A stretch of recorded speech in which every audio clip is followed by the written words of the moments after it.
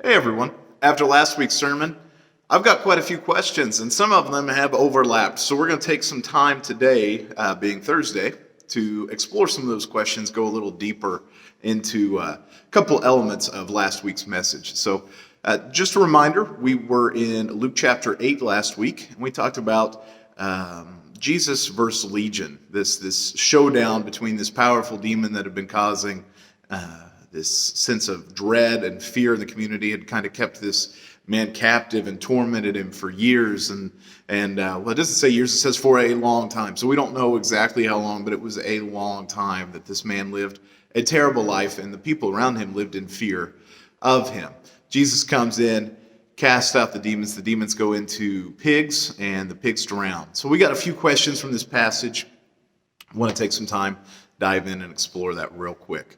So the first question we got, what are demons? Which is a great question. Scripture does actually talk about what demons are. And we know from reading in Scripture that they are fallen angels. They are angels that when Lucifer rebelled, sided with him and were cast out of heaven.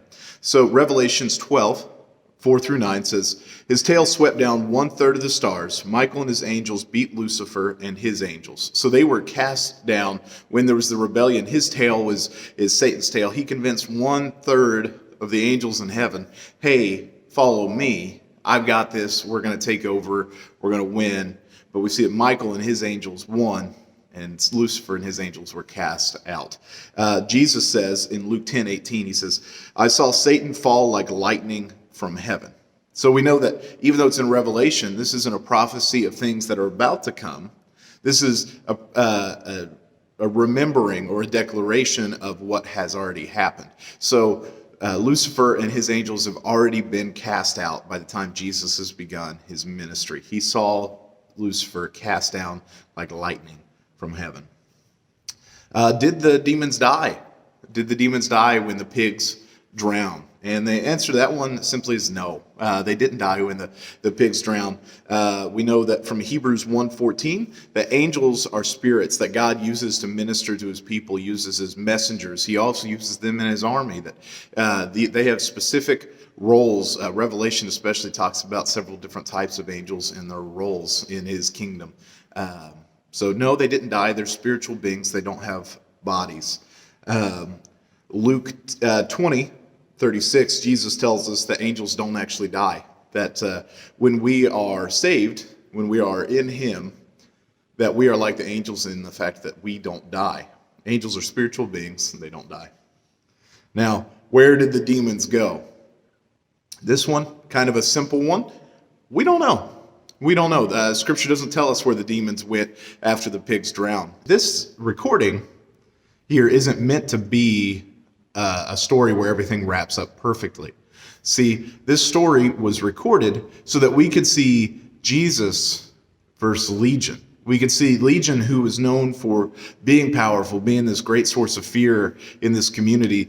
This Legion that gave this man the power to break chains, to escape guards, and drove him out into the wilderness, that caused him to live among the tombs.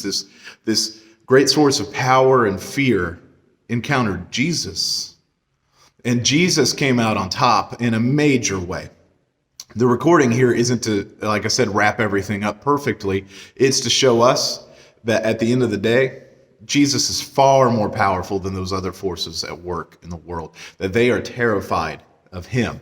That's the purpose of this passage. That's why we've got it recorded. So it doesn't wrap it up perfectly, and we may be wondering, wow, where did they go? And I get that. I hate when I read something and it doesn't wrap up well. So definitely sympathetic for those of you like me who are wondering, where did the demons go? But we don't know. We don't know where they went because it's not important to the story. Now, another question, this is a great one. Why didn't Jesus just destroy the demons? Why didn't he get rid of them and keep them from bothering anyone else forever? And this one, a little bit less of a simple answer. I guess the main reason is it wasn't the right time. You see, when Jesus first encounters these demons and they beg of him for mercy, they're saying, please don't cast us into the abyss. Now, demons are fallen angels like we talked about earlier. They're fallen angels that fell with Lucifer. That's how they're able to recognize Jesus at the beginning of this passage in Luke chapter 8. That's how they're able to see him and declare that, Jesus, Son of the Most High God, what do you have to do with me? They know who he is, and that's why they're terrified. So when Jesus comes in, they say, please don't throw us into the abyss, because they know what their final judgment is. They know at some point their final judgment will be brought against them, and they are going to be thrown into this abyss and destroyed. Revelation talks about this place where Lucifer is locked up for 1,000 years awaiting his final judgment and destruction, and that place is referred to as the abyss. These demons here think Jesus is here to throw us into the abyss. This is time. This is the beginning of the end for us, and they are terrified. Jesus knows it's not the right time. Now, you may be thinking, how can it not be the right time to destroy demons? But we know timing is super important for God, that God has a plan and he is sticking to it. He does things for a reason. We're told that at the right time, when the time was right, God sent his son. That's in Galatians 4:4. And then in Romans 5:6, he says, at the right time, Paul says, at the right time, Christ died for the ungodly. We know that 1,000 years is like a day, and a day is like 1,000 years to God. So when we look at our timing, we think, this is when I would have done it. We know that God exists in a plane far beyond our understanding with time. And we look at it and we say, now is as good a time as any, but God can see forward and says, this is the right time. It was not the right time for Jesus to destroy the demons. It wasn't that he was incapable. It was that it was not the right time. So the demons were able to go on and do what they were doing, but they left having been humiliated. You see, at the end of this passage, the people are scared of Jesus because they know the power and the fear caused by these demons, and they see that Jesus is far more powerful than them, and they've got to be thinking, what if he's worse than those guys we just had? What if Jesus, this more powerful guy, who is way more powerful, what if he is actually worse than the demons? And they are scared now of Jesus, not scared of the demons. The demons are gone. They're out of the picture. They've been defeated. They're running off with their tail between their legs. Jesus has won. So if you continue on in that passage, it doesn't end in a bleak note. Jesus sends the man that he healed, that he freed from these demons. He sends him back to share what he had done to those around so they can have a better understanding and better know who he is. But it's